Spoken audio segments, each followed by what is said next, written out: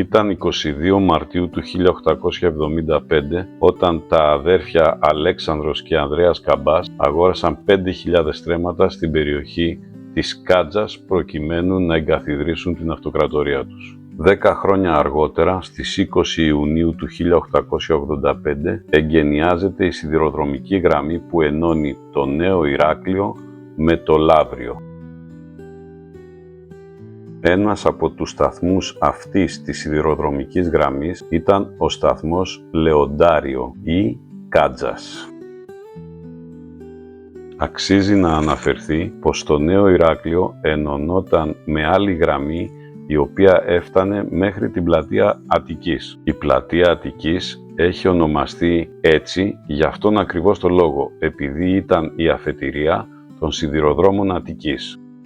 Δεν είναι ξεκάθαρο εάν ο σταθμός ήταν σε λειτουργία με την έναρξη της γραμμής, δηλαδή το 1885. Έχει βρεθεί πέτρα στην τοιχοποιία του, η οποία έχει χαραγμένο πάνω το έτος 1891, αλλά και αυτή η πέτρα είναι αμφίβολο εάν αναφέρεται στο χτίσιμο και την έναρξη λειτουργίας του σταθμού. Άλλη μία αδιευκρίνιστη λεπτομέρεια είναι το αν ο σταθμός φτιάχτηκε για να εξυπηρετήσει την Ινοποιία, αφού αρχικά δεν ήταν επιβατικός παρά μόνο εμπορευματικός, ή αν η Ινοποιία φτιάχτηκε εκεί λόγω γνώσης ότι επρόκειτο να γίνει σταθμός. Ο σταθμός έχει κηρυχτεί διατηρητέως 2 φορές. Η πρώτη με το ΦΕΚ 288 του 1986 και η δεύτερη 10 χρόνια μετά με το ΦΕΚ 85 του 1996. Το 1996 στο ΦΕΚ, πέραν του διατηρηταίου, αναφέρεται ότι απαγορεύεται σε περίμετρο 15 μέτρων η οποιαδήποτε παρέμβαση.